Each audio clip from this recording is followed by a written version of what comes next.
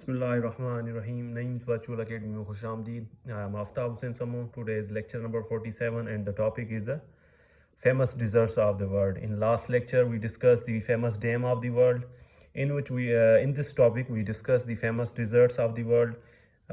So it's important topic with respect to your MCQs. So first we should know about the desert of type like polar desert. What is polar desert? That fall under ice climate, means the weather or the part of that the desert is full with ice climate. माना उते जेका बर्फ़ हूंदी आहे घणी, उहे जेके आहिनि पोलर डिज़र्ट हूंदा आहिनि. हाणे जेका पोलर डिज़र्ट आहिनि उन में हिकिड़ा हूंदा आहिनि बायोमास ऐं ॿिया हूंदा आहिनि तुंद्रा आर्टिक. ठीकु आहे न. हाणे बायोमास जेके आहिनि उहे छा किथे हूंदा आहिनि, उहे हूंदा आहिनि पोल्स ऑफ द अर्थ. जेके अर्थ जा पोल आहिनि उन्हनि ते हूंदा आहिनि. हाँ जी तव्हांजो हीअ आर्टिक आहे. आर्टिक भी छा आहे, पोलर डिज़र्ट आहे. इहो किथे आहे, साउदर्न हेमिस्फेयर में आहे. ऐं जीअं वरी तव्हांजो आर्टिक एंटार्टिक, ठीकु आहे, ऐं सॉरी एंटार्टिक जेको आहे उहो साउदर्न में आहे, ऐं आर्टिक जेतिरो आहे उहो नॉर्दर्न हेमिस्फेयर में आहे. अच्छा, हाणे let's come to the point. इन आर्टिक डिज़र्ट छा आहे. इहो हिकिड़ो पोलर डिज़र्ट आहे. जीअं मूं तव्हांखे ॿुधायो त डिज़र्ट में जीअं तव्हांजा आहिनि उहे ॿिनि टाइप्स जा थींदा. हिकिड़ो बायोमास, ॿियो तुंद्रा. हाणे हीअ जेको आहे बायोमास में अचे थो इन आर्टिक डिज़र्ट. हाणे इहो पोलर डिज़र्ट आहे जेको पोल्स ऑफ अर्थ ते आहे ऐं साउदर्न हेमिस्फेयर में आहे. जीअं पाण तव्हांखे मैप में ख़बर हुजणु खपे त हीअ जेको आहे इन आर्टिक कॉन्टीनेंट आहे. हेॾां जीअं वेंदा त हेॾे डिज़र्ट आहे जेको आइस केप आहे, जिते बर्फ़ आहे इलाही जाम. ठीकु आहे. अच्छा, हिनजी एरिया केतिरी आहे. हिनजी एरिया आहे 5.5 million square miles. 5.5 square million square mile, या मिलियन किलोमीटर में 14.2 मिलियन किलोमीटर. ऐं इहो लार्जेस्ट डिज़र्ट आहे इन द वर्ल्ड. ठीकु आहे, छाकाणि त हीअ पोलर डिज़र्ट आहे. ऐं जेको 98% जो जेको area covered with ice sheet, माना आइस आहे, उते बर्फ़ आहे. It consider as a desert because it rains on average only 10 millimetre. छाकाणि त हिते सिर्फ़ु जस्ट 10 मिलीमीटर जेको आहे बरसाति पवंदी आहे, बारिश पवंदी आहे, रेन पवंदो आहे. इन जे करे इनखे डिज़र्ट कंसीडर कयो वेंदो आहे. ऐं हीअ पोलर डिज़र्ट आहे. ऐं Arctic desert is a tundra desert. इहो बि पोलर डिज़र्ट आहे in the world. It spin numerous northern countries.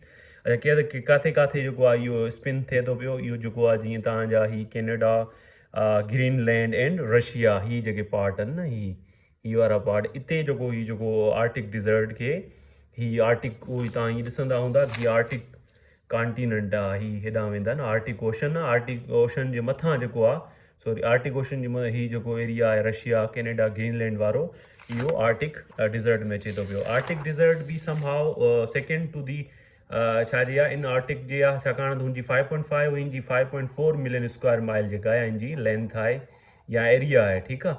ऐं मिलियन स्क्वायर किलोमीटर में 13.9. ठीकु आहे. It's considered desert due to lack of precipitation, the fried air to cold hard moisturizer. ठीकु आहे. माना हिते जेका नेचर आहे न, इन्हनि खे इन जे करे डिज़र्ट कंसीडर कयो थो वञे. त हुते ते मींहुं घटि पवंदो आहे, ऐं जेको आहे कोल्डनेस बि आहे, मॉइस्चराइज़र बि आहे. त मतिलबु उन्हनि खे अच्छा आहिनि, मतिलबु जेके डिज़र्ट आहिनि इहे तक़रीबन जेके आहिनि आइस सां कवर्ड आहिनि. ठीकु आहे. उनखां पोइ थर्ड नंबर ते आहे सहारा डिज़र्ट. सहारा वरी लार्जेस्ट सब ट्रॉपिकल डिज़र्ट आहे. सब ट्रॉपिकल डिज़र्ट उनखे चवंदा आहियूं जंहिंजी वार्म क्लाइमेट हुजे. ठीकु आहे. माना वार्म क्लाइमेट माना गर्मी हुजे इलाही, उते जेको आहे न ह्यूमिडिटी हुजे. ठीकु आहे. ऐं इहे जेके अची था वञनि उहे सब ट्रॉपिकल डिज़र्ट में अची था वञनि. त इहो सभ खां वॾो सब ट्रॉपिकल डिज़र्ट वरी सहारा डिज़र्ट आहे. इन जी एरिया 3.5 मिलियन स्क्वायर माइल्स आहे. उन्हनि खां घटि आहे, हू वरी पोलर आहिनि. ही सब ट्रॉपिकल आहे. ऐं 9 मिलियन स्क्वायर किलोमीटर में वरी 9 आहे. अच्छा, उनखां सहारा डिज़र्ट 11 कंट्रीज़ जे चौगिर्द स्पिन करे थो पियो. It covers nearly an entire third of the Africa continent. Africa जो टियों हिसो सम्झो इन सहारा डिज़र्ट ते मुश्तमिल आहे. It has hot climate. हिन जी गर्मी जेका इलाही आहे, क्लाइमेट जेका आहे उते हॉट आहे. It has numerous desert animals. उते एनिमल्स बि हालांकि भले उतां जी मौसम क्लाइमेट हॉट आहे, पर उते ही कैमल्स, लिज़र्ड्स ऐं इहे सभु जेके आहिनि उते मौजूदु आहिनि. उनखां पोइ आहे अरबियन डिज़र्ट. हाणे सहारा डिज़र्ट मूं तव्हांखे ॾेखारिया, हीअ अफ्रीका कॉन्टीनेंट में आहे. हीअ अफ्रीका कॉन्टीनेंट में ही जेकी 11 तक़रीबन कंट्रीज़ आहिनि इन्हनि में ही जेको आहे स्पिन थिए पियो। अच्छा उनखां पोइ आहे अरबियन डिज़र्ट। अरबियन डिज़र्ट ही जेको आहे वर्ल्ड जो सेकेंड लार्जेस्ट सब ट्रॉपिकल डिज़र्ट आहे। पहिरियों सहारा हुयो, सेकेंड ते ही सब ट्रॉपिकल डिज़र्ट आहे। ऐं ही अरबियन पेनिनसुला, पाण पेनिनसुला में अरबियन पेनिनसुला पढ़ियासीं, जंहिंमें सऊदी अरब, ओमान, क़तर ही सभु अची था वञनि, इन्हनि में इहो डिज़र्ट आहे। अच्छा हिन जी एरिया केतिरी आहे? हिन जी एरिया जेका आहे 1.0 मिलियन स्क्वायर माइल्स ऐं किलोमीटर में 2.6 मिलियन स्क्वायर किलोमीटर। अच्छा इट्स बैरन, इहो मतिलबु गेराबाद आहे ऐं सैंडी लैंडस्केप आहे हिन जो, ठीकु आहे। ऐं उनखां पोइ आहे जेको आहे 5 नंबर ते गोबी डिज़र्ट। अच्छा Gobi desert is the 5th largest desert in the world. It spins part of Mongolia ऐं चाइना। ही मंगोलिया ऐं चाइना जे पार्ट्स में ही स्पिन थिए थो ऐं जी जेका एरिया आहे 0.5 स्क्वायर माइल्स आहे, ठीकु आहे, ऐं किलोमीटर में 1.3 आहे। ऐं हिन जी जेको टेम्परेचर आहे उहो हॉट आहे ड्यूरिंग समर ऐं फ्राइड टेम्परेचर हूंदो आहे विंटर जे दौरान। ऐं हीअ जेको आहे हिते मौजूदु आहे, तव्हां चाइना ही ॾिठो था ऐं मथां ही मंगोलिया, इन एरिया में हिते जेको आहे हीअ डिज़र्ट मौजूदु आहे। उनखां पोइ जेको आहे 6 नंबर ते आहे पेंटागोनियन डिज़र्ट। इहो जेको आहे अर्जेंटीना में आहे। अर्जेंटीना तव्हांखे ख़बर आहे त साउथ अमेरिकन जेको आहे कंट्री कॉन्टिनेंट में आहे ऐं 6th लार्जेस्ट डिज़र्ट आहे। ऐं हिन जी जेका एरिया आहे उहा 0.26 मिलियन स्क्वायर माइल आहे ऐं जेको आहे किलोमीटर में 0.67 आहे। ऐं हिन जी जेको आहे एंडिस माउंटेन जेको आहे हुनजे वेस्ट में आहिनि। हाणे हिते जेकॾहिं अर्जेंटीना तव्हां ॾिसंदा त हीअ आहे, हिन जे वेस्ट में आहे एंडिस माउंटेन जेका लार्जेस्ट माउंटेन सीरीज़ आहे उहा आहे। ऐं हिन जे ईस्ट में जेको आहे हिते तव्हां ॾिसंदा एटलांटिक ओशन आहे, ठीकु आहे, ईस्ट में एटलांटिक ओशन आहे हिनखे। ऐं उनखां पोइ जेको आहे 7 नंबर ते आहे ग्रेट विक्टोरिया डिज़र्ट। इहो बि अक्सर तव्हांजो ईंदो रहंदो आहे। इहो बि सब ट्रॉपिकल डिज़र्ट आहे। किथे आहे? ऑस्ट्रेलिया में आहे। ऑस्ट्रेलिया तव्हांखे ख़बर आहे ओशनिया में आहे।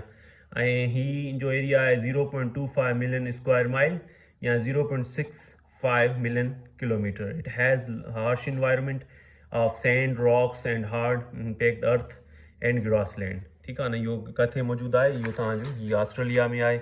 ऑस्ट्रेलिया कॉन्टिनेंट, ओशनिया कॉन्टिनेंट में ही ऑस्ट्रेलिया जेको हुयो त उन में मौजूदु आहे। अच्छा उनखां पोइ कलारी डिज़र्ट आहे। It is also subtropical desert located in southern Africa. It spins part of Namibia, Botswana, South Africa. हीअ जेको आहे हिते स्पिन थिए थो पियो, साउथ अफ्रीका, बोस्तावाना ऐं नेमेबिया, ही जेके 3 कंट्रीज़ आहिनि हिते जेको आहे इहो स्पिन थिए पियो। ऐं हिन जी जेका आहे जेको एरिया आहे 0.22 मिलियन स्क्वायर माइल्स या 0.56 मिलियन किलोमीटर। अच्छा उनखां पोइ आहे great basin desert. It is 9th number ऐं इहो जेको आहे नॉर्थ अमेरिका में आहे। It is one of the big 4 desert. जेके 4 डिज़र्ट आहिनि उन मां हिकिड़ो वॾो सुठो डिज़र्ट आहे, वॾो आहे। इन जी एरिया जेका 0.919 माइल स्क्वायर माइल्स में आहे ऐं किलोमीटर में 0.49। ऐं इहो सम्झो हिन तक़रीबन राउंड अबाउट 4,500 साल, 4,950 राउंड अबाउट मतिलबु 5,000 साल ओल्ड कयो थो वञे। उनखां पोइ आहे 10th नंबर ते the Syrian desert. It's also known as a Jordanian steppes or Syrian. हिन जी जेका एरिया आहे उहा आहे 0.49 मिलियन स्क्वायर किलोमीटर या 0.19 मिलियन स्क्वायर माइल्स। ऐं हीअ जेको आहे मिडिल ईस्ट कंट्रीज़ में स्पिन थिए थो, जंहिंमें सीरिया, जॉर्डन, सऊदी अरब ऐं इराक आहे। हाणे जॾहिं तव्हां ॾिसंदा त मिडिल ईस्ट में हीअ जेके कंट्रीज़ आहिनि, सऊदी अरब ही आहे तव्हांजो, ठीकु आहे न। ऐं उनखां अलावा जेको आहे तव्हां वेंदा त जॉर्डन, पोइ ही आहे इराक आहे, सीरिया आहे हिते ही, सऊदी अरब, इन्हनि में ही मौजूदु आहे। ऐं जेको आहे ही जेको आहे कवर करे थो मोर एरिया जॉर्डन जो, देन सीरिया, ऐं इहो सब ट्रॉपिकल डिज़र्ट।